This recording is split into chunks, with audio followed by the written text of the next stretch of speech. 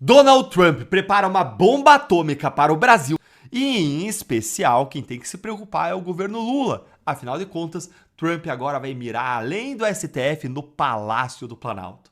Bora aqui então direto. Mensagens obtidas pela Polícia Federal revelam que Antônio Carlos Camilo Antunes, conhecido como Careca do INSS, orientou a entrega de uma encomenda descrita como um medicamento em um apartamento em um bairro nobre de São Paulo, alugado pelo empresário Fábio Luiz Lula da Silva, filho do presidente da República. A informação foi publicada pela coluna Tássio Lohan, aqui do Metrópolis. O episódio teria acontecido em 6 de outubro de 2024, quando Antunes enviou a um de seus funcionários uma captura de tela com o endereço do apartamento e instruções para a entrega, que seria feita em nome de Renata Moreira, esposa de Lulinha, que é como é conhecido o filho do presidente. O imóvel, no entanto, está registrado formalmente em nome de Jonas Leite Suassuna Filho, ex-sócio do empresário, segundo documentos consultados pela coluna. A situação ganhou destaque por envolver Antunes, que é apontado pela PF como um dos principais operadores de um esquema de fraudes em aposentadorias e pensões do INSS. O nome de Lulinha surgiu em diversos materiais apreendidos durante a quebra de sigilos relacionados aos investigados. Os professores vão receber R$ 18 de reajuste salarial, no piso salarial, e fica abaixo da inflação. Bom, a reportagem está na nossa página, já está entre as mais lidas. É interessante que sempre quando a educação é assunto e quando desperta interesse nas pessoas, tem a ver muito também com o salário do professor, né? A situação do professor brasileiro, o sofrido professor brasileiro. Bom, não teve consenso entre os estados, os municípios e também entre os representantes dos professores, mas o MEC está se caminhando para anunciar e deve oficializar esse reajuste de 0,37%. É bem abaixo da inflação no piso salarial dos professores para 2026. Bom, a gente está acompanhando essa saída do ministro Lewandowski do Ministério da Justiça e você pode estar se perguntando o que isso importa, né, do ponto de vista assim, da estrutura do país, de investigações, do que a gente está acompanhando nos últimos meses, nos últimos anos, com essa Polícia Federal autônoma e fazendo investigação. Tem uma máxima em Brasília que roda, que é a instituição que de fato está funcionando hoje no país é a Polícia Federal, porque a gente vê diversas investigações com autonomia em diversos setores, em diversas áreas, com diversos temas. Por que eu estou falando isso? Por que tudo isso é importante? Sai o Lewandowski, tem essa vaga da Polícia Federal, tem essa proposta de dividir o Ministério da Justiça em Justiça e Segurança Pública, porque o presidente Lula, ali o PT, eles querem turbinar o assunto de segurança pública, que está na boca do povo, por óbvio, prioridade número 1, em ano de eleição. Só que, quem vai para essa vaga? O principal cotado, ou um dos principais cotados, segundo as minhas fontes, é Andrei Passos Rodrigues, que é o diretor-geral da Polícia Federal. Se o Andrei sair, a turma da polícia e a turma do Palácio diz que seria um golaço, porque o Andrei, de fato, deu toda essa autonomia, tá? As superintendências trabalham com liberdade para fazer suas investigações, mas o ponto central aqui, o ponto de atenção nesse tabuleiro é quem iria para a vaga do Andrei no comando da polícia, na diretoria geral, porque ele tem que fazer a sucessão para garantir essa continuidade desse trabalho. E 2, vai turbinar também em orçamento, em estrutura, em autonomia, em carta branca, a segurança pública, são perguntas que estão sendo feitas nos bastidores. Esses são os pontos principais, porque como eu sempre digo para vocês, é muita cobiça de política de olho em vaga que está aberta. Então, na Polícia Federal tem sempre o COAF também, que é alvo de cobiça, que cuida de lavagem de dinheiro, está subordinado ao Banco Central. A gente acabou de ver a CVM aí, os políticos conseguindo emplacar, muita gente reclamando, criticando essa escolha. Então, para mostrar como essas peças que ainda não estão encaixadas importam para os políticos que estão preocupados com as suas próprias investigações. E para finalizar, quem pode ir para o Ministério da Justiça, aí seria um nome que não precisaria ser tão político, porque se de fato a segurança pública for turbinada e for dividida, ficaria com essa grande vitrine. Então, já imagine aí as vaidades dessa discussão. Vamos ver como é que vai sair esse xadrez. As minhas fontes dizem que isso ainda não está amarrado, mas o presidente está pensando em como fechar esse quebra-cabeça. E talvez a eleição mais importante do nosso século seja essa, a de outubro deste ano. Porque se o Brasil permanecer nas mãos desse consórcio de poder, formado pelo STF e pelo PT, um consórcio que tem a figura, o produto vencido Lula da Silva, comandando o país, mas as rédeas estão no judiciário. As rédeas hoje estão com magistrados, entre aspas, porque exercem o papel, mas não são juízes de carreira, mas magistrados togados que detêm o controle do nosso país. Ou o Brasil acorda, ou o Brasil entende que tem valores conservadores, princípios, a maioria esmagadora brasileira é de direita, a maioria do país hoje com certeza votaria no presidente Jair Bolsonaro, que é o maior líder político do país, é o maior líder político da oposição, mas é o maior líder político do país. Alguém que demonstrou isso com o pé na calçada em 2024 no país inteiro. Norte, Nordeste, tinha aquela história, vocês vão se recordar, não, mas o Nordeste é reduto petista, reduto do Lula. O Lula nem foi na campanha de 2024 a maioria das capitais porque não elegeu ninguém. Fez uma capital, Fortaleza, no laço no segundo turno. O PT fez 3 cidades pequenas. Matão ainda é uma cidade ligeiramente, tem algum contingente ali populacional, mas é 3 cidades no estado de São Paulo, que é o maior estado da federação. O PSOL não tem nenhuma capital, Lula não elegeu ninguém. O presidente Bolsonaro foi de norte a sul, em avião de carreira, cercado por populares, elegeu vereadores, prefeitos e fez dos partidos de direita, o que estão hoje no espectro de direita por conta dos nomes das bancadas e governadores, senadores e por aí vai, fez dessas siglas as maiores siglas do país. Eu vou explicar como é que funciona a cabeça de um candidato. Um candidato numa eleição, ele olha adiante e vê no dia da eleição a linha de chegada. Ele faz de tudo para, ao máximo, otimizar o resultado desejado, que, por óbvio, é a vitória na eleição. Então, até lá, ele cava né, entrevista com a imprensa, ele faz comício, ele fiscaliza hospital, ele se mete no meio de passeata de opositor para criar um fato. Enfim, ele dá um jeito, porque ele busca, né, ele tem esse interesse no resultado vitória eleitoral. E as críticas que as pessoas estão fazendo hoje aos parlamentares eleitos, sejam eles municipais, estaduais ou federais, é que está faltando essa mesma energia. Parece que quando existe um interesse pessoal em jogo, a energia fica alta. Mas quando é para fazer esse mesmo tipo de conduta, para expor a perseguição contra o Bolsonaro, contra o pessoal do 8 de janeiro e tudo que está acontecendo no Brasil, e mesmo os problemas de saúde com o Bolsonaro, essa energia não está lá em cima. São poucos que vão para a imprensa ou mesmo para a rede social. Então, eu acredito que está na hora da gente ser honesto o suficiente, porque existe uma crítica válida aí. Se 1% do que está acontecendo com o Bolsonaro tivesse acontecendo com o Lula, qual seria a reação da esquerda? Vocês sabem muito bem. Então, que os homens públicos do Brasil, de direita, tenham discernimento para não reagir torcendo o nariz contra essa crítica, mas de fato se movimentar para otimizar ao máximo o resultado contra essa perseguição. Que Deus nos abençoe. Né? Os caras estão pagando para você mentir sobre o trabalho do Banco Central e para ficar elogiando a tentativa de salvar o banco via TCU. Qual é a solução? Eu falei isso ontem para o Flávio Bolsonaro. A solução é pagar 129 milhões de reais de arrego pro dono, pro policial do PN dono, que é o Alexandre de Moraes. Esse sim é o verdadeiro miliciano. E aí vem falar, pô, o Brasil é uma república, uma democracia. O Brasil é uma oligarquia comandada por empresários e burocratas que agem de acordo com seus próprios interesses. Quando é interesse deles, a Débora pega os 14 anos de prisão por pichar uma estátua. Mas quando não é, o influenciador pago para difamar o Banco Central e os seus servidores, esse sai completamente impune. Quando é do interesse deles, um grupo sem nenhuma organização ou conexão vira milícia digital. Mas um grupo organizado, estruturado, remunerado, muito bem remunerado e com um objetivo em comum, esse não. Essa é a grande manipulação. Ninguém vai ser posto no inquérito das milícias digitais, porque o inquérito não é sobre isso, é sobre a repressão de um espectro político. E a qualquer um que ouse se levantar contra o regime, a sua corrupção, esse esquema para bater a sua carteira e as violações da lei e dos direitos humanos. E agora vamos falar um pouquinho do internacional, porque a bomba está explodindo também do lado de fora. Hugo El Pollo Carvajal, ex-chefe da inteligência da Venezuela, mandou uma carta bem dura para Donald Trump direto da cadeia nos Estados Unidos. Ele contou tudo o que viu e participou nos governos de Hugo Chávez e Nicolás Maduro. Segundo ele, o cartel dos sóis mandava cocaína pura de propósito para os Estados Unidos para causar mortes, violência e destruir comunidades inteiras. A ideia veio de Cuba e Hugo Chávez aceitou na hora e de bom grado. O próprio regime criou, armou e financiou o Trem de Aragua. Maduro depois usou a fronteira aberta na época de Biden para infiltrar milhares de membros da gangue nos Estados Unidos. Existem espiões venezuelanos e cubanos vivendo nos Estados Unidos há mais de 20 anos, muitos se passando por opositores ou até mesmo como cidadãos comuns, gente normal. A Smartmatic, empresa venezuelana de urnas eletrônicas, foi feita para fraudar eleições e Carvajal disse que ajudou a montar isso e que o sistema foi usado para tentar manipular votos também nos Estados Unidos, além de vários, mas muitos países da América Latina. Carvajal se ofereceu para contar tudo em detalhes para a CIA, para a DEA e também para o Departamento de Justiça, em troca de uma pena menor. A carta saiu num jornal americano e está estourando nas redes sociais. Para muita gente, é a maior confissão já feita por alguém de dentro do regime chavista. E pode dar munição pesada para que Donald Trump aperte ainda mais Maduro e seus aliados. O curioso é que essa mesma empresa, a Smartmatic, atuou em serviços indiretos para o TSE brasileiro, como treinamento de técnicos. Em 2014, ela treinou 14 mil profissionais do TSE, conexão de dados e voz via satélite em 2012, 2014 e 2016 e testes operacionais. Uau! Em 2022, integrou um consórcio para apoio logístico em mais de... Como de costume, sempre começando o vídeo falando sobre Bolsonaro, né?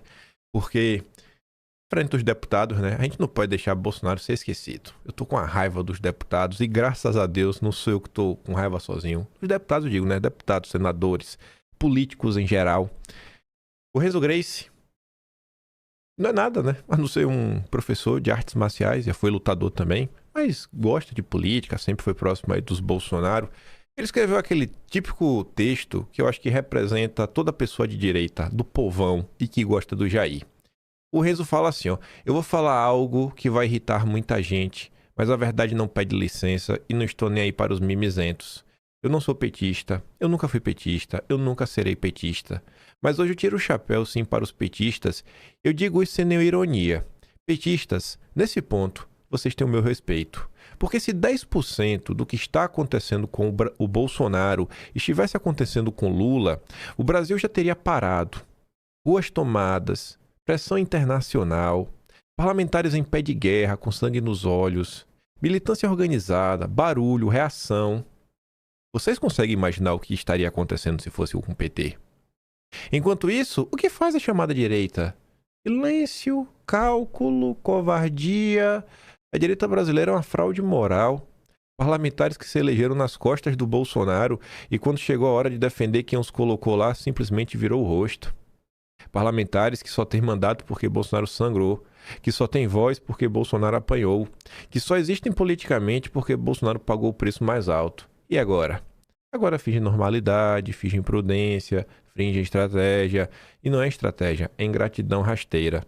Bolsonaro foi grande demais para um povo pequeno demais. Deu a saúde, a paz, a própria vida por um país que não tem coragem nenhuma para retribuir. Jesus virou mesa no templo, chutou o balcão da hipocrisia, chamou os falsos de falsos e é isso que precisa ser feito agora, porque o erro não foi Bolsonaro, o erro foi acreditar que essa direita merecia alguém como ele e não merece. Fica aqui para registro o meu pedido de perdão, perdão Bolsonaro. Esse é o sentimento que todo povão, né, vem expressando aí nas redes sociais.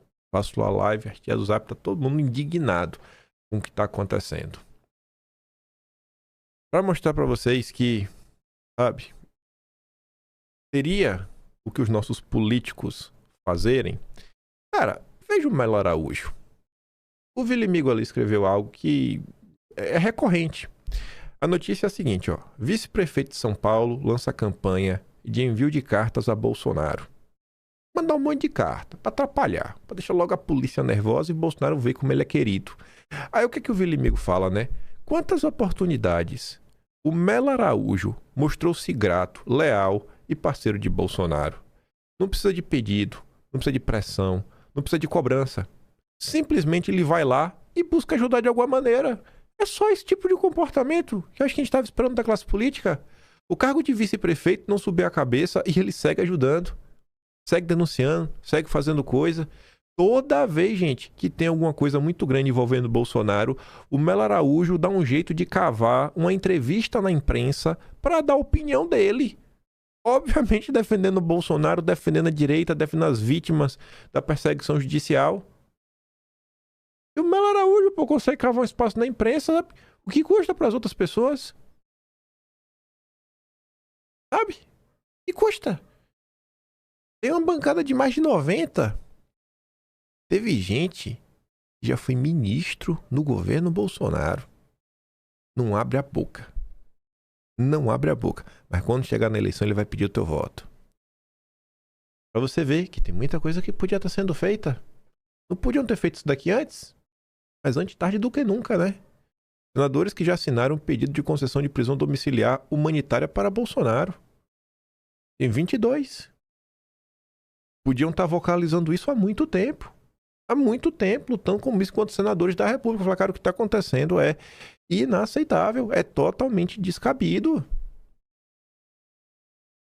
Os parlamentares da direita, viu? Vou te falar, irmão. Rapaz, é muita inação. Aí vamos lá. Bolsonaro e diversas pessoas seguem presas, sendo maltratadas por um golpe que nunca aconteceu, por uma baderna que nunca foi tentativa de golpe, desestabilização de Estado, aquela balela toda, né? Muito mesmo, golpe com violência com arma, pelo amor de Deus. Aí ontem, Lula resolveu fazer um ato pelo 8 de janeiro. Ai, eu vejo as coisas assim, isso me incomoda, sabe? Porque eu fico pensando nas pessoas comuns que estão até hoje presas. Enfim, a Lula fez lá o ato, ali como vocês podem ver. Aí a própria Globo relata. Cerimônia que relembrou atos golpistas, teve veto ao pele da dosimetria como centro, o que transformou o ato em um evento apenas do executivo. Ninguém foi, gente. Alcolumbre não foi, Hugo Mota não foi, nenhum ministro do Judiciário apareceu. De tão ridículo que é essa situação. Ato pela democracia. Sabe, o cara marca isso pra vetar o PL da dosimetria. Pra pessoas comuns ficarem presas.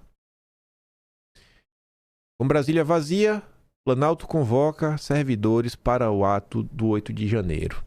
Afinal de contas, Lula e o povo não podem dividir o mesmo espaço, não há afinidade. No máximo, o PT vai colocar aquela plateia nada orgânica. A farsa do 8 de janeiro não ecoa na maior parte da sociedade. As redes sociais impediam a lavagem cerebral por parte da imprensa do Supremo. Aí o Lula chamou, né? Vamos lá, servidores, vamos participar. Temos imagens. Olha como tá lotado. Estou acompanhando a cerimônia do governo Lula em defesa da democracia. Cerimônia que serve para lembrar o 8 de janeiro. Os presentes ali são membros dos movimentos sociais, congueiros, servidores públicos dos ministérios que foram convidados, né? Assim, não vá não, para você ver se você não é demitido ou punido. E integrante do MST. O povo simplesmente não comprou a ideia oficial sobre o 8 de janeiro e não teve a menor disposição em participar dessa comemoração do governo Lula. Um fracasso completo. Gente, a gente lida com isso aqui, mas isso aqui não pode ser normal, um fracasso como esse. Porque se é um negócio realmente importante, relevante, tipo, pensa, o 7 de setembro, você está lá pela independência do Brasil e tudo mais, é um evento para ser um evento popular. O povo está valorizando isso como parte da luta, sabe, em torno da construção, sei lá, né, da sua visão de país, do espírito nacional. Olha para isso aqui, gente, não foi ninguém. Não foi ninguém. Ninguém da população resolveu ir. Levantamento. Em números. Ato de Lula tem apenas 1.200 pessoas. Numa cidade do tamanho de Brasília.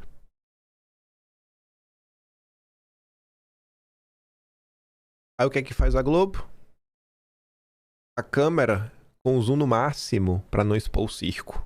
Um presidente não eleito, sem povo, sem força política, apenas um vale degenerado, saqueando um país apodrecido. Aí tá ali, ó. Encerrado, Lula, Alckmin, Janja. Negócio ridículo, sabe? Celebrando que o PL da dosimetria, que não anistia ninguém, foi vetado. É um grande circo, é muita maldade. Aí tu vê, nem o Fachin foi. Fachin quebra alinhamento com o Lula no 8 de janeiro e tenta despolitizar o Supremo. Não foram só Alcolumbre e Mota que deixaram de ir. Basicamente ninguém foi. O único deputado do Centrão que apareceu, segundo a imprensa, a matéria do Metrópolis, foi o Juscelino, só, ex-ministro do Lula, que apoio para se eleger lá no Maranhão. Acabou. A ausência mais emblemática foi a do Fachin. Aqui não foi, não. Foi a primeira vez que o representante máximo do judiciário não esteve presente desde que os prédios dos 3 poderes foram vandalizados há 3 anos atrás. Com o não comparecimento, que só foi informado ao cerimonial do Planalto 1 hora antes da cerimônia começar, Fachin evidenciou que o ato organizado pelo Lula perdeu de vez a institucionalidade, deixou de ser uma cerimônia suprapartidária para tornar-se de vez um ato político às vésperas da eleição. Então, se é um ato político, é porque o que foi feito ontem condiz com a postura da esquerda. Ou seja, a Raquel Landi está falando que ser de esquerda no Brasil é defender perseguição de pessoas. Pronto, finalmente uma matéria justa, né? Isso é a política da esquerda. Defender perseguição e achar isso bonito. O argumento do governo é que a oposição esvazia o ato por motivações eleitorais. A ausência do judiciário coloca esse cheque. Ninguém foi. Fachin desistiu de ir depois de ser informado que Lula ia utilizar do evento para vetar o PL da dosimetria. Colocou-se então acertadamente na posição de julgador, como é muito provável que o Congresso derrube o veto e que alguém questione a legitimidade do ato na justiça. Fachin achou melhor não se comprometer. Aí tu vê a cara de pau, né? Todo mundo sabia que o Lula ia vetar, tá sendo anunciado há dias. Aí vem um Paulinho da Força. Relator do PL da dosimetria na Câmara critica veto de Lula, rasgou a bandeira da paz. Quando que Lula levantou a bandeira da paz? Quando houve qualquer tentativa de paz? Por parte de Lula, por parte do Judiciário, por parte do Centrão. Uma chantagenzinha. Eles vieram com esse PL da dosimetria para abafar a anistia. Porque quanto mais tempo passava, mais difícil ficava de segurar a anistia. Aí, Todo o teatro do Lula. Ele vai vetar, porque ele sabe que o Congresso vai derrubar o veto, e depois de derrubar o veto, já se fala que, possivelmente não o PT, mas o PT vai pedir pro PSOL, o PCdoB, um desses partidos de sua base, contestar no judiciário. E isso é proposital, que é pra quê? Que tá ali, ó. Projeto da dosimetria deve ser questionado no Supremo. Avalia o ministro da Corte e eles já pensam nos próximos passos. Que é pra quê, gente? Que é pra chegar lá e o judiciário não quer, assim, deixar. Não, já não é constitucional o que o Senado fez. Porque como é que vai ser as notícias? Vai vir a Daniela Lima, Andréa Sadi, Natuza Neri, Otávio Guedes, todo o esgoto, né? A nata do lixo da grande imprensa para falar, tá vendo aí? Vocês dizem que o Supremo persegue pessoas, mas o Supremo Tribunal Federal não anulou o pele da dosimetria. Se o Supremo realmente perseguisse pessoas, não estava fazendo isso. Vai ser ou não vai ser isso daí que vão fazer? Então eles vão questionar que é para mostrar que o Supremo luta pela liberdade. Durma com essa.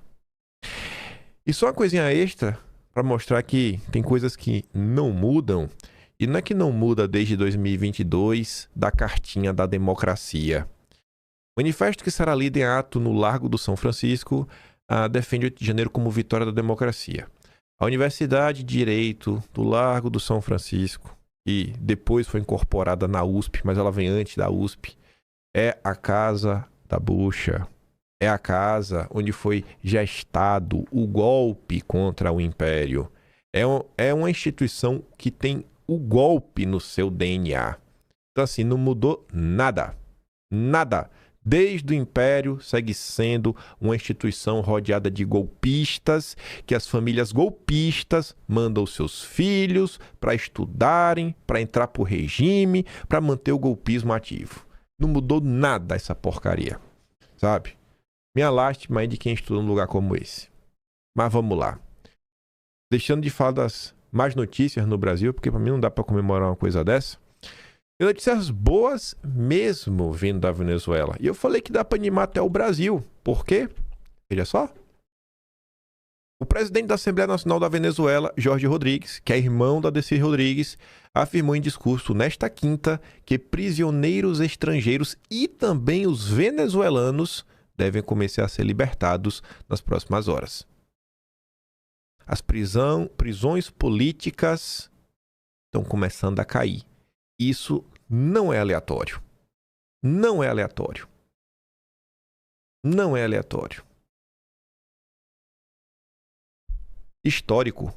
Presidente da Assembleia Nacional da Venezuela anunciou que o país iniciou o processo de libertação de presos políticos. E aí o marceneiro do Metrópolis diz, dá para questionar o método, né? Tá falando do método do Trump, mas definitivamente não dá para questionar os resultados. E que a gente comentou nos últimos dias, eu falei, gente, a situação da Venezuela é bem mais complexa do que parece. Eu acho que aqueles 2 textos em seguida do Mário Sabino deixaram isso bem claro, que primeiro ele vem só jogando pedra no Trump, e depois ele vem falar, pô, falei isso ontem, mas talvez não seja bem assim, eu ainda mantenho a mesma posição, mas o New York Times trouxe fatos que se não abonam totalmente as ações do Trump, pelo menos nos colocam para pensar e refletir sobre as verdadeiras possibilidades. É o que a administração americana vem chamando de realismo flexível. Vamos ver o que dá para fazer. Aí eu posso dizer, não, tá vendo lá, o Trump só queria saber do petróleo, o Trump não queria saber de mais nada. O Trump só queria saber do petróleo. Se não fosse por Trump, mais de 800 presos políticos, né, morreriam em El Helicoide. É isso que cada vagabundo da esquerda queria que acontecesse. Você tem ali as imagens. Venezuela cumpre uma das exigências do Trump. Mais de 800 presos políticos foram soltos de uma vez. Maria Corina falou, poxa, já tô querendo organizar para voltar. Política, gente, normalmente não tem solução. Política tem melhora e piora. Bote isso na cabeça. Tem melhora e piora. Tem que trabalhar para ir melhorando. Aos poucos, óbvio. Sempre melhorando. Mas nunca vai ter seus altos e baixos, né? Mas assim, nos altos e baixos tá sempre subindo. Esse tem que ser o nosso foco. Você vê como estava antes, como está agora. Imagine, você que acompanha no Brasil, você que acompanha o 8 de janeiro. Tá vendo o que está acontecendo? O Brasil teve essa oportunidade, teve toda essa pressão. Tarifaço, sanções, Magnitsky. E o que é que a elite econômica fez? O que é que a direita fez? O que é que a classe política como um todo fez? Agora, se isso já aconteceu lá atrás, estamos chegando no ano de 2026. Teremos eleições. Ontem mesmo, Flávio Bolsonaro estava em Washington, com a foto, se encontrou lá com o Jim Jordan. Eu acho que eles também se encontraram com mais pessoas, mas essas outras pessoas acho que eles não vão colocar fotos. Eu só acho. Como eu acho várias coisas, né? Entendeu? Então, até para falar disso, né? Olha ele aí, né? A personalidade do ano de 2025. Eu não estou aumentando. Eu te desafio de maneira lógica a falar que teve alguma pessoa no Brasil que teve maior relevância. Eu não estou falando por bem ou por mal, mas de relevância. Mais relevância que dominou mais o debate público brasileiro do que Eduardo Bolsonaro no ano de 2025. Que participou de mais eventos assim que entraram para a história do Brasil. Quem poderia imaginar que prender um ditador faria o regime soltar os presos políticos? Não só isso, né, Eduardo? Teve algo a mais também. A gente já comentou essa semana. As conversas com a Delcy Rodrigues começaram ainda em outubro. Temos mais informações para falarmos hoje. Você não verá nenhum esquerdista feliz com esta notícia. A esquerda pode se apresentar como marxista, socialista, progressista, etc. São apenas variantes da mesma doença mental. Se a Venezuela, gente, libertou os presos políticos de uma ditadura e quem caiu basicamente foi o Maduro. Imagine o Brasil, 2027, o nosso presidente Flávio Bolsonaro. Imagine o nosso Brasil de 2027. Imagina a quantidade de pessoas que vão procurar o Flávio ao longo desse ano, porque vão perceber que eu sobe no barquinho do Flávio, ou vão ficar chupando o dedo. E essas forças vão ter que entender que a luta pela liberdade das pessoas, pela convivência pacífica, é uma luta que não é uma luta divisiva, é uma luta para pacificar esse país. A gente não está pedindo nada demais, a gente só está pedindo que as vítimas sejam soltas no primeiro momento. Eu acho que todas as vítimas do 8 de janeiro precisam ser indenizadas. E eu falo isso com base na própria história do Brasil. Talvez a gente precise fazer, em algum momento no governo do Flávio, uma comissão da verdade. Talvez vá demorar um pouco mais, porque a comissão da verdade durante o regime militar foram décadas depois. Mas fazer uma comissão da verdade e as pessoas que receberam aposentadoria, indenizações na comissão da verdade, têm que receber agora, porque é um absurdo o que está sendo feito. Eu acho que todos vocês concordam que essas pessoas merecem ser indenizadas. Merecem. Ah, sim, merecem. Mas vamos lá que tem mais. A Globo noticia, né? Venezuela anuncia a libertação de presos políticos como gesto de paz unilateral. O governador está fazendo aqui de boa vontade, viu? Pra gente ficar de boa. Aí vamos voltar uns dias atrás e eu falava, olha pessoal, o Trump pode não ser herói, mas também não vilão. As coisas são um pouco mais complexas. E você vai ler nascer um cenário, você vai nascer algumas coisas, e com o tempo você vai pegando, né, um certo feeling da coisa. E o Marco Rubio, ele falava algumas coisas, né? Como, por exemplo, palavras. A Delcy pode falar o que ela quiser. Eu tô preocupado com ações. O que a Delcy Rodrigues fez nos últimos dias? Seguiu falando mal do Trump. O Trump, a Venezuela. Fala aí, fia. Libertou os presos? Ótimo, maravilhoso. Pode seguir aí, vai. Siga aí gritando, siga aí falando que nós somos as piores pessoas do mundo. Siga aí, firme e forte. Agora liberte os presos. Vamos começar realmente a trazer, né, condições da Venezuela se tornar um país minimamente normal. Eleições, sabe? Tudo bonitinho, comando figurino, sem muita agonia. A coisa vai indo, tintim por tintim, de forma organizada. Talvez, pessoal, no frigir dos ovos, essa demora que possa vir a ter para ter novas eleições, talvez, Deus botando na mão, pode ser até bom, porque vai ser até mais tempo para a oposição começar a se organizar. Talvez muitos desses presos políticos, eu não conheço da realidade, possam ser pessoas, jornalistas, influenciadores, políticos, pessoas de relevância, e podem até vir ocupar um cargo na máquina, em pessoas bem intencionadas. Às vezes, se não fizer a eleição agora em um mês, vai demorar um pouquinho mais. Também, quando fizer, pode ser, agora sim, teremos uma certa mudança. Mas, enfim, né? Aí o Edinho fala o seguinte. Os crimes que essas pessoas respondiam lá na Venezuela, né? Terrorismo, incitação ao ódio, conspiração, defesa da democracia com base, né, de denúncia. Incrível como tudo isso na Venezuela caracterize uma prisão política. Isso na Venezuela né? Você responder por esses crimes é prisão política. Só que no Brasil, isso é considerado legal. Ainda mais sabendo que Lula agiu para soltar esses presos na Venezuela e no mesmo dia vetou a dosimetria dos presos aqui, porque a Globo disse que o Lula teve uma participação nisso, em soltar os presos na Venezuela. Já no Brasil ele quer prender o povo, né? E o Edinho termina, né? O Lula tem ódio do Brasil, dos brasileiros. Não existe outra explicação. E aí, tô começando a gostar dessa menina. Ela não trabalhava... Ela trabalhava na Globo. Não lembro se era no Estadão. Essa menina aqui trouxe primeiro aquelas informações... a Delcy já estava de papinho desde o Catar, em outubro. E essa Janaína agora trouxe informações maravilhosas em diversos âmbitos para diversos questionamentos, para vocês verem como a política é muito mais complexa do que as pessoas costumam, né, achar. E por isso que a gente tem que seguir todos os dias, gente, tentando entender, primeiro coletar os fatos e informações e ir se politizando, como é que as coisas acontecem. Pegando essas experiências e guardando dentro de nós, porque virão eventos similares, a gente vai usando assim, não. Experiências passadas pra gente fazer melhores julgamentos conforme o tempo for passando. Mas tá ali, ó. Diplomata dos Estados Unidos e petroleiras negociaram manutenção do chavismo no poder. Quando eu li diplomata dos Estados Unidos, eu já tinha pra mim que eu sabia de quem ela iria falar. Eu vou voltar nesse título. Vamos primeiro ver dois parágrafos, eu volto e depois a gente continua na matéria. Muitos meses antes do ataque militar dos Estados Unidos à Venezuela, companhias petroleiras, entre elas, destaque para a americana Chevron, empresas venezuelanas vinculadas ao setor petroleiro e representantes do regime chavista e do governo de Trump, iniciaram conversas e negociações sobre o futuro do setor mais importante da economia venezuelana. Do lado americano, uma das peças-chave foi Richard Grenell. Mas quem poderia imaginar, hein? Quem poderia imaginar? As informações foram confirmadas por fontes em Caracas que acompanharam as reuniões, muitas delas nos Estados Unidos.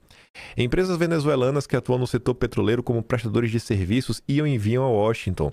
Já nos últimos meses do ano, afirmaram fontes venezuelanas, foi ficando claro para todos os empresários envolvidos, americanos e venezuelanos, que a negociação sempre seria com o chavismo. A líder opositora Maria Corina Machado foi descartada não apenas por Trump, mas também pela Chevron e outras companhias petroleiras. Não é que o Trump, né, descartou a Maria Corina Machado, a gente falou sobre isso ontem, né? Vamos mudar aqui o texto. Eu só vou levantar uma possibilidade. Não estou afirmando nada. Se eu mudasse o título para Diplomata dos Estados Unidos e Joesley Batista negociaram a manutenção do Dom Pedro III no poder. Joesley Batista tem poços de petróleo na Venezuela, né?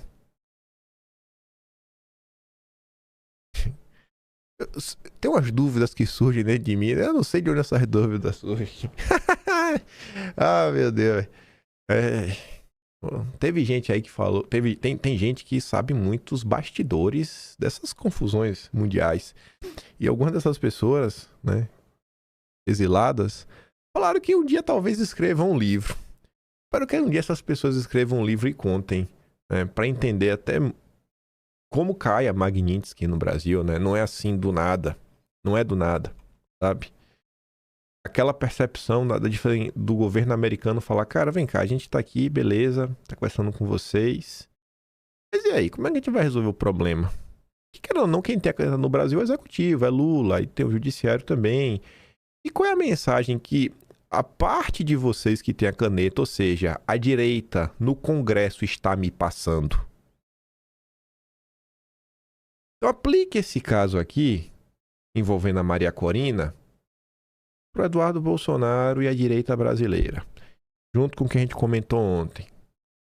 Sabe, qual o plano aí de vocês? E uma coisa é o cara falar, não, a gente vai trabalhar, a gente vai fazer pressão pela anistia. Aí o Departamento de Estado tem pessoas dedicadas a acompanhar o Brasil, o Departamento de Estado tem pessoas que falam português, tipo só o número 2, o Landau. Aí os caras estão na rede social vendo o que está acontecendo, né? E aí fica se perguntando, né, rapaz, eu tô vendo o que tá acontecendo, sabe? Os deputados não estão nem falando de anistia, não tá falando de nada, né? foi ficando claro, é que a negociação, irmão, para tentar resolver alguma coisa, sabe, despiorar o Brasil, vai ter que conversar com o petismo, né? E algumas coisas foram colocadas na mesa. O Trump tá falando lá, a questão das empresas, das big techs e tudo mais. E se você parar pra pensar, se o petismo for seguir, né, pra pelo menos parar com a censura, e olha que as notícias que saíram desde que o Trump captura o Maduro é que, olha, o Lula tá preocupado, a Daniela Lima fala isso. O Lula foi pego de uma preocupação real, que vai ter algum tipo de atuação, né, dos Estados Unidos nas eleições de 2026. Você vê que o Trump, dentro das possibilidades, já tem 800 pessoas soltas na Venezuela. E vem se criando a condição para a oposição realmente poder participar da eleição e ganhando, poder levar. Talvez se a direita brasileira não tivesse atrapalhado tanto, Eduardo, a coisa tinha dado. As conversas entre Maduro e Trump não prosperaram basicamente por uma divergência central: a saída imediata do Maduro do poder. Maduro aceitava abrir o setor de petróleo, como quer Trump, mas queria um período de 2 a 3 anos para organizar sua saída. Trump não aceitou. Foi lá e capturou Maduro. Mas em matéria de petróleo, as conversas sempre avançaram. Tanto avançaram que na madrugada de sábado passado, Jorge Rodrigues, que é o que acabou de anunciar a libertação dos presos, irmão da Janine, presidente da Assembleia Nacional, né, que é o congresso deles, telefonou para os Estados Unidos para saber por que vocês estão atacando a gente, por quê, irmão? Se a negociação de petróleo está indo bem? Nesse telefonema, Jorge foi informado que tinham capturado Maduro. Mas vai ficando melhor. Calma que essa matéria vai ficando melhor. Maduro caiu porque não aceitou a saída imediata do poder. Hoje, com o Maduro nos Estados Unidos enfrentando um processo judicial, os irmãos Rodrigues estão dando continuidade ao que começou muito antes do ataque. A relação de ambos, né, com o setor privado e com o Grenell flui bem. A presidente interina é bem vista por empresários locais e federações como a Fedecâmaras, a mesma que foi peça-chave no golpe contra Hugo Chávez em abril de 2002. Nos Estados Unidos, um dos parceiros dos Rodrigues é o Grenell, que em 2025 fez várias visitas a Caracas. Seus encontros com Maduro renderam a Trump o envio de imigrantes venezuelanos ilegais nos Estados Unidos de volta para seu país e a renovação do contrato com a Chevron, negociado por Delcy, então a vice-presidente ministra dos hidrocarbonetos. Porque o setor privado, como Trump, apostou no chavismo e não numa guinada política radical no país. Essencialmente porque conheciam o perfil pragmático da agora presidente interina. Em palavras de uma fonte venezuelana, quando os empresários perceberam que Trump não invadiria a Venezuela, entenderam que Maria Corina não chegaria ao poder. Ela só seria presidente se fosse colocada dentro do palácio por militares americanos. E, cara, isso ia ser meio complicado de rolar, né? O pessoal precisa ter algum tipo de solução. Foram recorrer. Assim como o setor petroleiro entendeu que as negociações para participar de uma nova etapa econômica na Venezuela seriam com o chavismo, o mesmo aconteceu entre... Agora que vai ficar bom. Ó, sei lá, os empresários dos Estados Unidos. Ó, será que são os empresários da região do Texas? Assim como os empresários viram, ó, pô, a gente vai ter que resolver. Começaram a correr o quê? Banqueiros e credores da dívida venezuelana. Quem? Como explica a jornalista venezuelana Blanca Vera Zaf no artigo intitulado Dentons e Rothschild Corporation. Apareceram os Rothschild, os principais escritórios de advocacia de Delcy Rodrigues para a reestruturação da dívida. Peraí, como é essa história? A Venezuela contratou os Rothschild para reestruturar. Agora vai. Agora a democracia vai voltar para a Venezuela. Publicado no site Bitácora Econômica, o ataque despertou o interesse dos que consideram a Venezuela chavista um eventual bom negócio. O Maduro caiu, Trump está começando a negociar, agora é a nossa hora de ganhar dinheiro. Os abutres já foram pousar na Venezuela. A presidente interina Delcy Rodrigues consulta um grupo de especialistas internacionais de confiança há vários anos. Um dos consultores é o escritório de advocacia internacional Dentons, o maior do mundo, que auxiliou em diversas transações, como a venda de uma refinaria na República Dominicana e a estruturação de várias licenças da Chevron. A presidente interina, aponta uma fonte em Caracas, tem uma visão moderna da economia venezuelana. Qual é a visão moderna? Ela quer abrir para investimentos estrangeiros.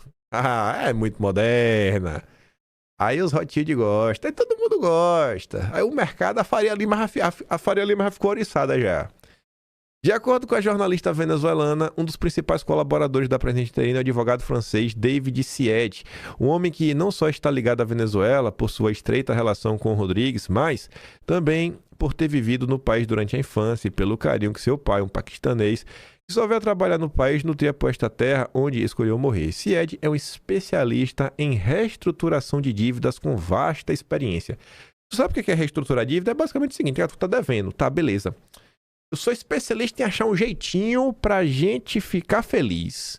Aí você paga um tanto aqui, você me entrega aquilo a colar, você cria um monopólio pra mim, naquele setor você derruba o meu competidor. Isso é reestruturar a dívida. Isso é reestruturar a dívida. A Delcy contratou os Rothschild ainda em 2024. Mas veja só, né?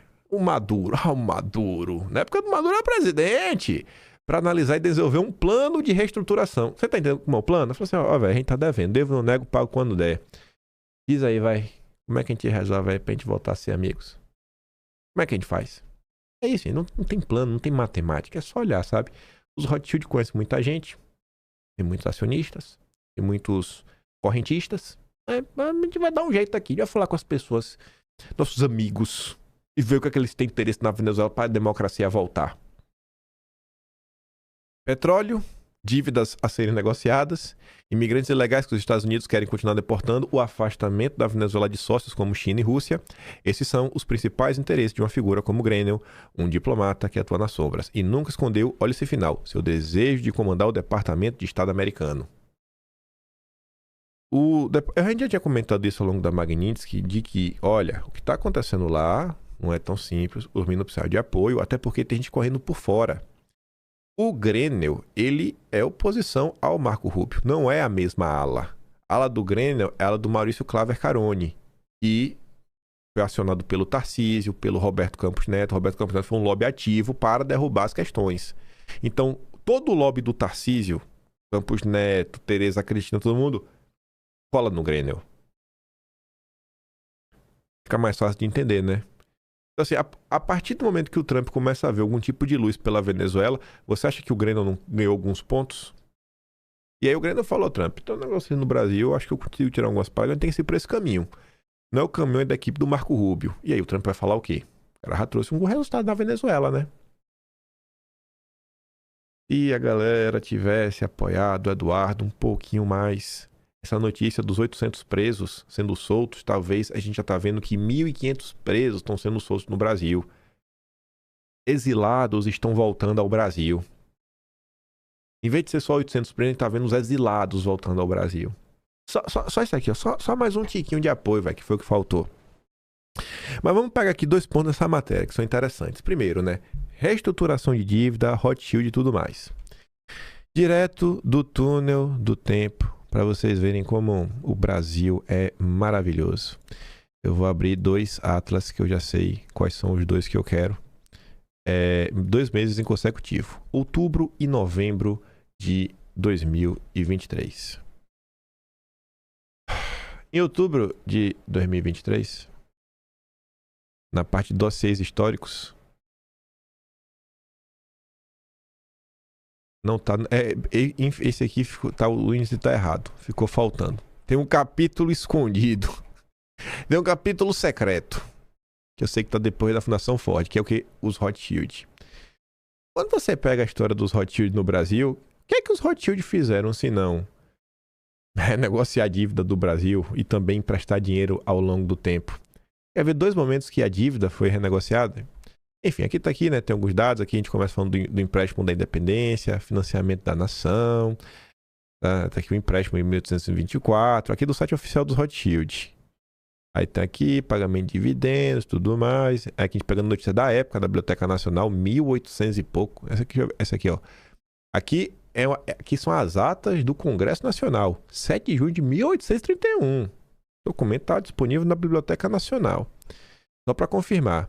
Aí falava da questão das ferrovias, como eles sabotaram. Não, eles não falam que eles sabotaram o Balde, eles falam que eles ajudaram. No início eles ajudaram, depois eles passaram a perna. A gente comentava sobre tudo isso, aí falava do Acre, né? Beleza, que só para mostrar os Rothschild nesse processo de ajudar, né, o país a procurar pessoas. Ponto. Aqui nesse ponto, tá aqui, ó, o banco participou de um empréstimo destinado a financiar o estoque. Aqui é basicamente, era o fund loan. Aqui, ó, o acordo da dívida externa. 1898, já tinha caído a República. Quem renegociou isso daqui na época foi o Campos Salles. Foi o Campos Salles e o Quintino Bocaiúva, ambos.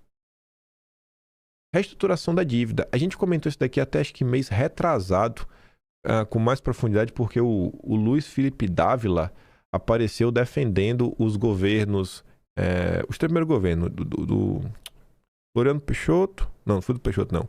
Foi do Prudente de Moraes. Não foi dos governos. Ele defendeu 3 pessoas. Ele defendeu pessoas específicas. Foi o Campos Salles, Prudente de Moraes e mais um. Enfim, aí eu relembrei o que aconteceu na época e tudo mais.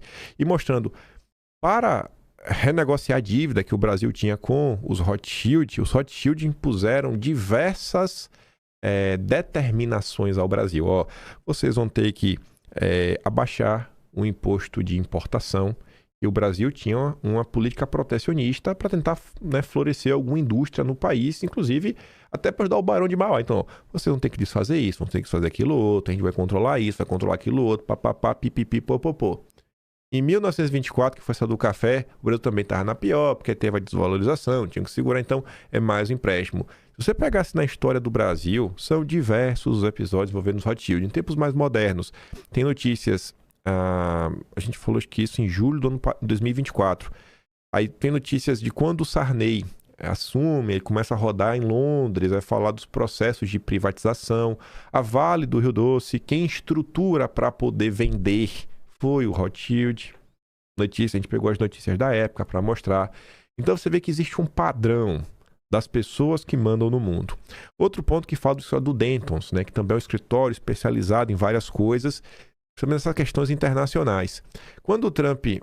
Eu falei que também que tem o Atlas de novembro, que é o mês seguinte, só para mostrar porquê, né? Que era o capítulo da bucha. Porque aqui a gente comenta sobre esses processos, né? Como se deu aí os bucheiros, essas renegociações de dívida com os Rothschild. Aí, quando o Trump assume, e a gente estava falando da família do Dulles, acho que foi em fevereiro desse ano, deixa eu ver se eu não estou errado.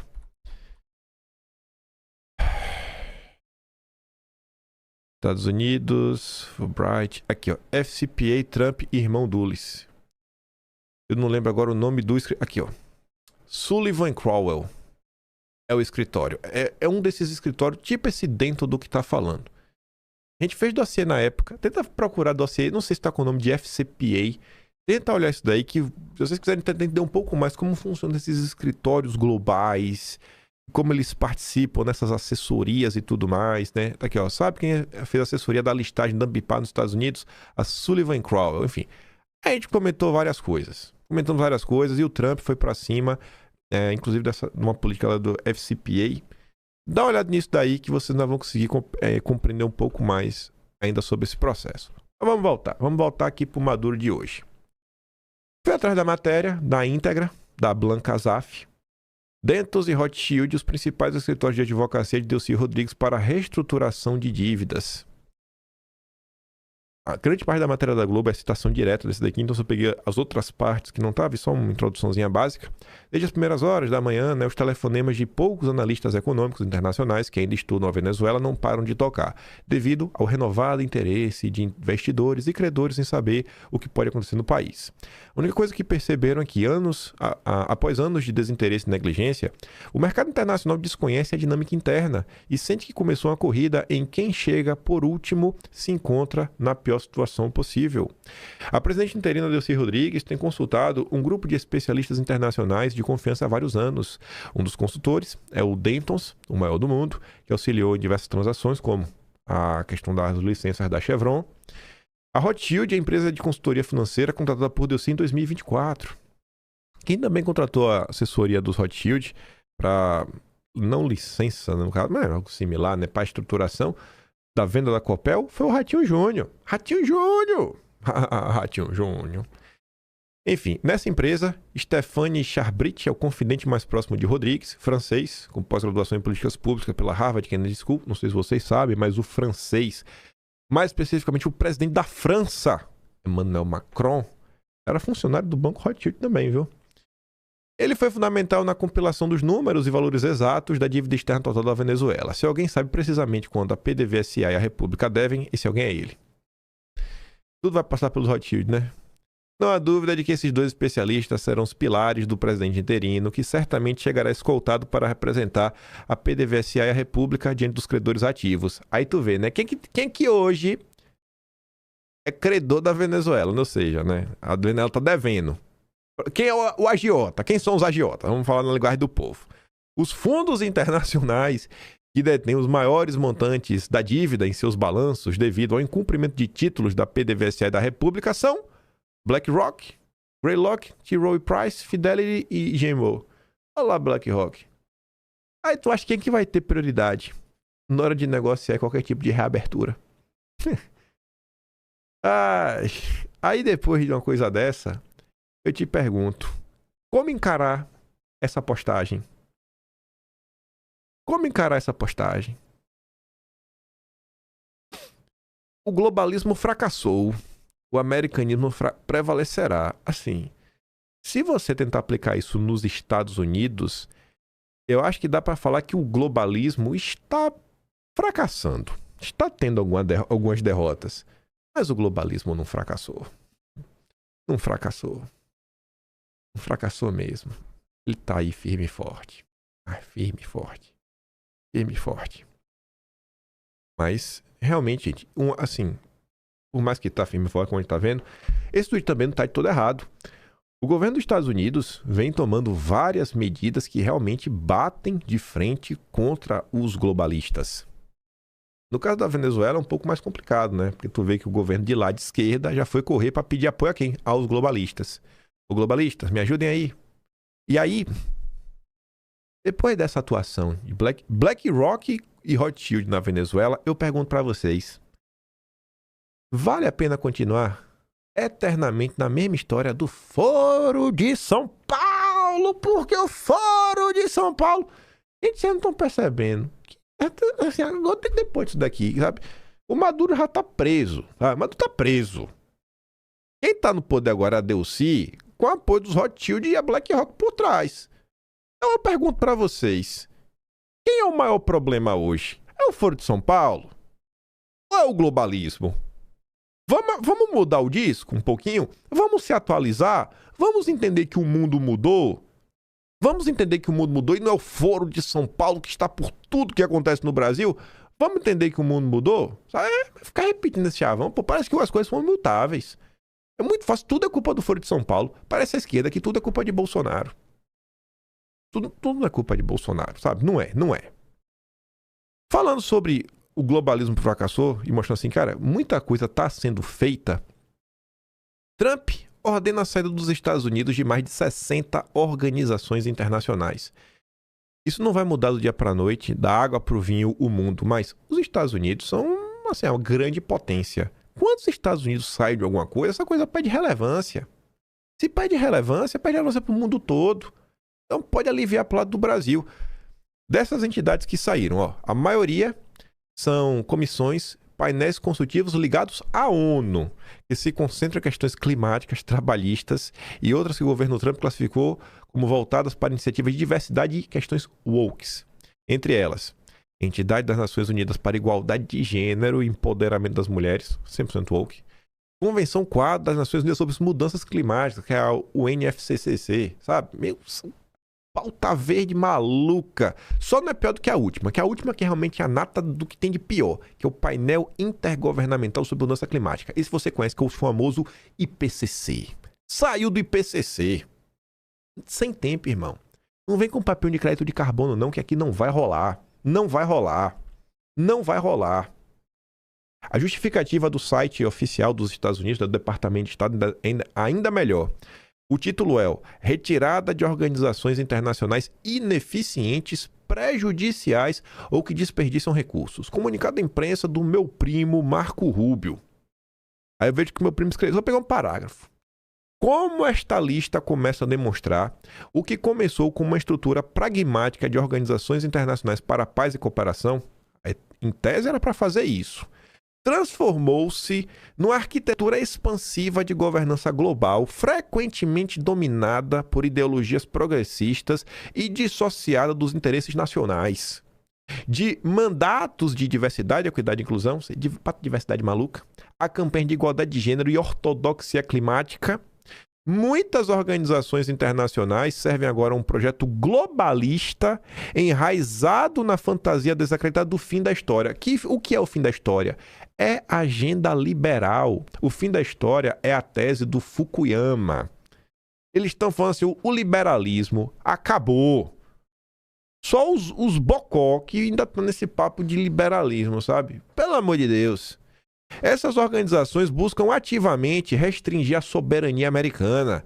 Seu trabalho é impulsionado pelas mesmas redes de elite, que é o quê? O complexo multilateral de ONGs, os zongueiros safados, Turma dos Soros, Fundação Ford, Oak Foundation, artigo 19 recebe, né? PR Media, os grandes financiadores, que começamos a desmantelar com o fechamento da USAID. Para por aqui a luta contra o globalismo?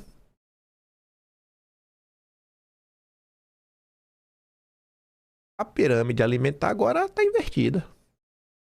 Agora está invertida. Não coma grãos. Como diz o Brandini, dieta da selva, irmão. Grãos é a ração do governo. Não coma. Não coma. Piadas à parte, gente. Eu compartilhei isso e teve gente que falou assim, ai, se uma pessoa depende do governo falar isso para comer melhor, esse mundo está perdido. O ponto não é esse.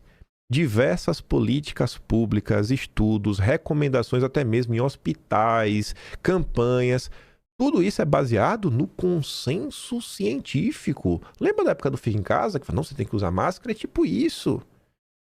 Então, por muito tempo, classificações, mil coisas que acontecem, até mesmo classificações em termos tributários. Falar, não, esse alimento aqui é mais saudável, paga menos imposto, aqui é malvado, pagar mais imposto. Então, assim, você começa a remodelar todo o processo da sociedade a partir desse tipo de mudança. Você está contestando oficialmente a narrativa vigente. Que é, olha, não como muita carne, não, carne faz mal, viu? Carne faz mal, o que é bom é comer pão. Comer pão e farinha. É que vai ficar bonito, sabe? Não coma carne, não. Leite, vixe Maria, leite faz um mal que tu nem sabe, a lactose. E ela falou, não, cara, não é isso não. Para por aqui. A mais importante... Não, calma, não é mais importante não. A mais importante tá depois. Trump implementou dezenas de metas do projeto 2025. Eis o que ainda falta. Mas eu só nem trouxe o que ainda falta, mas botar assim, ó. Para 2025 foi o bicho-papão da campanha eleitoral do Trump, mas grande parte dele se tornou realidade durante seu primeiro ano de volta ao cargo. Por que isso importa? Desde a reformulação do governo até sua insistência em reconhecer apenas 2 gêneros, Trump passou grande parte de 2025 atendendo a diversos itens da lista de desejos conservadora. No entanto, o plano tem dezenas de outras ações aguardando sua atenção em 2026. Situação atual. Trump repudiou o plano durante a campanha, mas de acordo com o rastreador online, seu governo implementou várias de suas metas, muitas das quais eram aspirações antigas dos conservadores. Jogo é jogo, treino é treino. Durante a campanha, não quero saber do para 2025. Aí teve um monte de conservador batendo no Trump. Olha lá, o Trump Trump traiu as pautas. O Trump, né, tá acenando pro Centrão. Aí veio todo aquele papo maluco. Aí falou, irmão, fica quieto aí, velho. Fica quieto aí, irmão, que vai dar certo. Relaxe. A gente tem que vencer a eleição primeiro. Primeiro a gente tem que vencer a eleição, né? Quando a gente tomar o poder, a gente vai tocar o terror. E aqui tá a grande medida. Com certeza... Não é a primeira, já teve algumas coisas anteriores que o pessoal até achou pouco para, sei lá, aumentar o financiamento para 50 anos. Mas essa daqui, gente, é mais um indicativo que Trump está tentando resolver o que talvez seja o maior problema social nos países desenvolvidos. Porque normalmente no país desenvolvido as pessoas não passam fome, as pessoas têm condições de comprar um carro, de se locomover, de ter umas fériasinhas, tem poder de adquisição para ter um celular, roupa, isso aí o pessoal tem. Qual é o grande problema hoje nos países desenvolvidos? Europa, Austrália, Estados Unidos? Imóvel. As pessoas não estão mais conseguindo comprar uma casa. Trump agora falou o seguinte, ó. Corporações não vão mais poder comprar casas. Casas unifamiliares, ou seja, quer comprar um apartamento, um prédio inteiro, a corporação pode comprar um prédio, porque o custo é muito elevado. Quer comprar, tu compra aí. Mas casa não vai mais comprar. E o pessoal tá fazendo isso, tá comprando muita casa, aí pega coisa, aí aluga, e aí usa o aluguel para ficar pagando a casa. Enfim, aquele processo de imóvel que vocês conhecem, que todo país rola. Ele falou, cara, não vai rolar. Não vai rolar. O nosso foco é que as famílias tenham um lar. Ele fala que por muitos anos, né, comprar uma casa fazia parte do pináculo do sonho americano. E agora o povo vai ter que ter uma casa. Eu quero muito ver a administração do Flávio Bolsonaro cuidando sobre isso. Eu já falei aqui, antes de ser moda, eu não quero um presidente que dê chance de uma pessoa ter uma casa, porque para mim isso é pouco.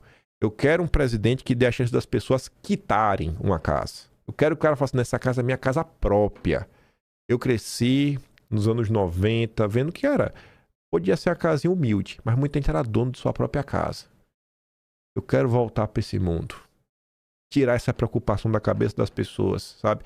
Eu quero que as pessoas cheguem em casa falando, bicho, se amanhã eu perder meu emprego, pelo menos eu tenho um teto. Eu posso voltar e eu posso recomeçar. Eu tenho meu teto. Esse é o mundo que eu quero. O mundo não. O mundo é demais. É o Brasil que eu quero. Isso pra mim tem que ser pauta, sabe? De melhoria de vida do povão. Sou um populista. Não sou político, mas sou um populista. Sou um jornalista populista. 100% povão. Vou fazer uma camisa depois. 100% povão. Aqui o Tatu no Toco tá tirando a onda. Tatu no Toco não é um cara de direita, não. Mas tem muita coisa do Tatu no Toco que eu gosto bastante. Ele tá ali, ó. Fazendo piada, né? Muito triste, rapaz. Essa irresponsabilidade fiscal.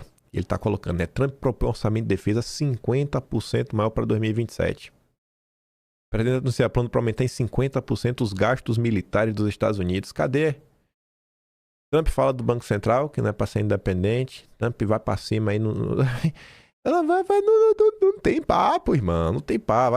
Vai lá abraçar os Faria Lime e chorar. E eu coloquei isso daqui. E é aquele momento, né, de pessoas diferentes dialogam entre si. Olha como essa notícia e o comentário da piada lá do Tatu no Toco encaixam esse lindo recorte que nossa amiga Tsuki colocou. Breno Altman puxando a galera da esquerda para a reflexão. Os Estados Unidos são a única potência global. Antes do lado de cá vibrar com "Ihu, viva os Estados Unidos", seria bom pegar emprestado esse puxão de orelha, pensar se querem nosso desenvolvimento e quem pediu o Brasil de desenvolver armas nucleares. Em 20 de junho de 97, Fernando Henrique Cardoso assinou a adesão do Brasil ao Tratado de Não Proliferação de Armas Nucleares. Vamos aqui ouvir. Esses acontecimentos recentes, tanto a agressão militar contra a Venezuela, quanto hoje essa apreensão de um barco de bandeira russa, deveriam nos levar a recalibrar a análise sobre o cenário internacional. Eu acho que todos nós, uns mais, outros menos, nos deixamos tomar nos últimos anos por uma certa percepção de que os tempos dos Estados Unidos estavam contados. Que os Estados Unidos estava beijando a lona. E a verdade está muito longe de ser assim. É verdade que os Estados Unidos vivem um processo de decadência, mas os Estados Unidos são a única superpotência global. O que é uma superpotência? É quem consegue impor pela força das armas os seus interesses. Isso é ser superpotência. Desde que o mundo é mundo, no fundamental, o que conta é sua capacidade militar. Estados impõem sua hegemonia porque eles têm força bélica. Sem força bélica em escala mundial, não há hegemonia mundial. E o fato é que os Estados Unidos são um país decadente, o seu desenvolvimento econômico e social aos pouquinhos vai ficando para trás em relação à China, mas seu poderio militar é imenso. Enquanto que a China e a Rússia são potências regionais, não são potências mundiais. A Rússia tem um poderio militar relevante, circunscrito à sua região e à sua autodefesa.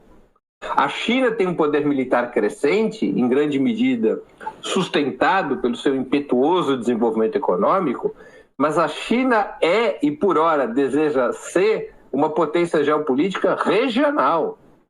Então os Estados Unidos vivem um período de decadência, mas ainda como a principal, como a única superpotência do mundo, em termos geopolíticos. Não em termos econômicos, mas em termos geopolíticos. Tem muita teoria que nos distrai, sabe, Florestan e Tereza? Essas bobagens sobre soft power.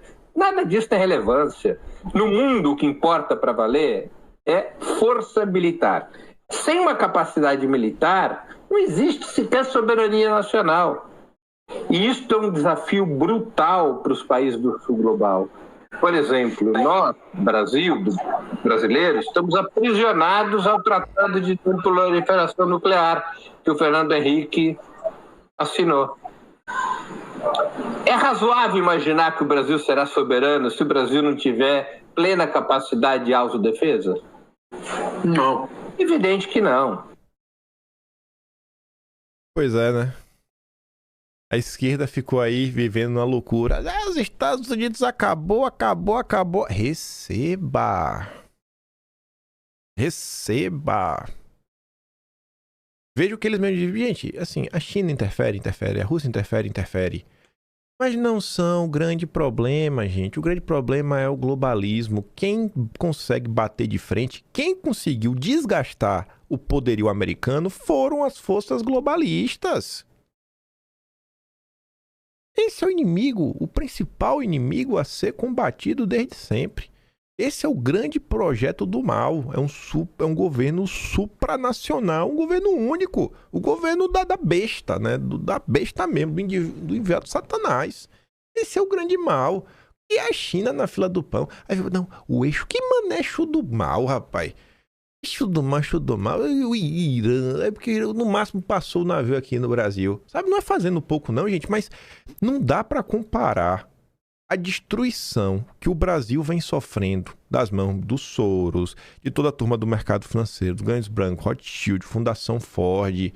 Olha como é que Lula chegou ao poder, pessoal. Olha como é que o Fernando Henrique Cardoso foi um projeto. Não foi uma aleatoriedade. Ele foi escolhido, treinado, financiado para ser presidente. Quando o Fernando Henrique Cardoso vira presidente, o ex-diretor da Fundação Ford, que na época já estava no Diálogo Interamericano, que era o Peter Rebel, ele deu entrevista para o New York Times falando: fizemos um presidente. E ele ainda tira onda falando que lá atrás teve gente que falou: tu vai investir nesse cara? Ele falou: cara, eu sei o que eu tô fazendo. E ele financia o grupo do Fernando Henrique Cardoso junto com quem? Com o Celso Laffer, outros intelectuais, que quando você pega a família Laffer, por exemplo, você pega a própria família do FHC, o avô do FHC propôs fuzilar a família real, propôs fuzilar o Dom Pedro. Gente, para você estar numa posição de você poder propor isso e virar notícia, você não é um soldado raso. Você é alguém que faz parte do estamento burocrático brasileiro. A família Klabin Laffer Piva, que é uma família só, meu Deus, sócio dos Monteiro Aranha. E o patriarca é o patriarca da família Setúbal do Itaú também. Sabe, são essas pessoas. Aí você corta a família Moreira Salles, os vínculos com o Rockefeller da vida também. Esse é o grande problema. Essas são as grandes forças contra o Brasil. Quem que financiou a Globo? A gente não fala tanto que a Globo é o maior problema do Brasil. Foi a parceria com a Globo, a Time Life. A Globo já foi financiada também lá atrás, denunciada na CPI dos trustes do petróleo, recebendo dinheiro aí, né, que vinha no final do dia da Sete Irmãs, do Rockefeller e tudo mais, para sabotar a campanha do Petróleo é Nosso. E desde 1994, o Roberto Marinho já fazia parte do Fórum Econômico Mundial. O próprio jornal Globo divulga lá a foto do Roberto Marinho e Petribanco, já mostrou isso aqui em vídeo também. Não são aleatoriedades, pessoal. E aí o Brenotti, para dar para você mais um exemplo, cara, a Rússia e a China são potências locais, não tem chance de bater de frente com os Estados Unidos. Não tem chance.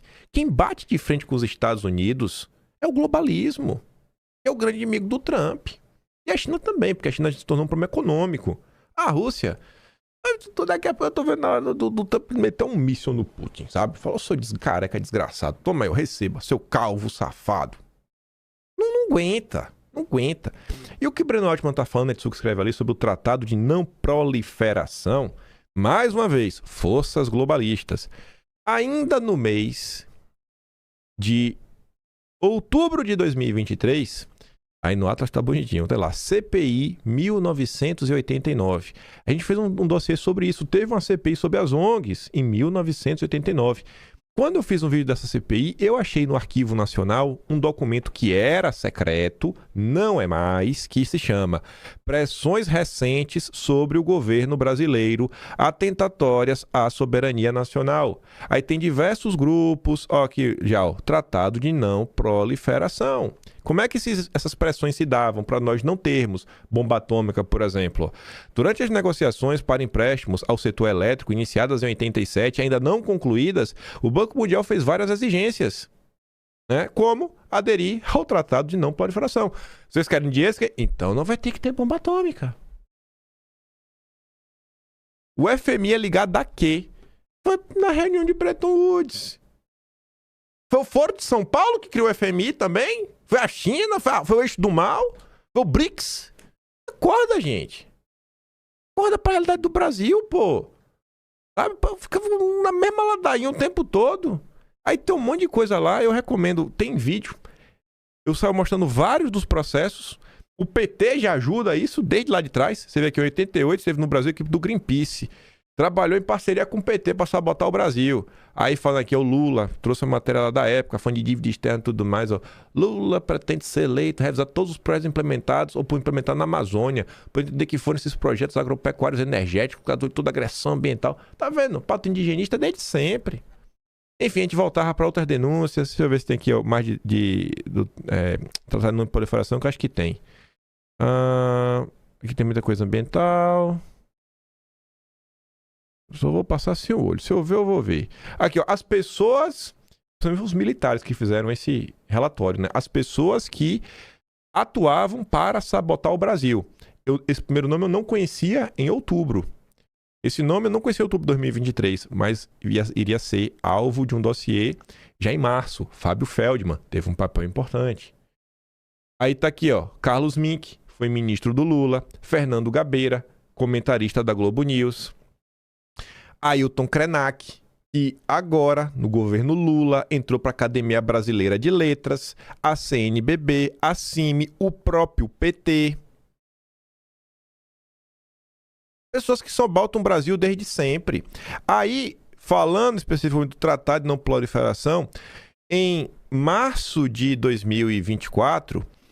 teve uma oportunidade de voltar a falar do Atlantic Council, porque o Atlantic Council agora não foi para cima da direita, mas fez um relatório para falar que as mídias de esquerda do Brasil estavam em parceria com a Rússia e tudo mais. Então aproveitei para relembrar o que o Atlantic Council fez com o Brasil. Aí eu fui pegar na Biblioteca no Arquivo Nacional alguns documentos, né? Aí você vê, ó, outro documento que era confidencial. Deixa eu ver se aparece quem fez aqui.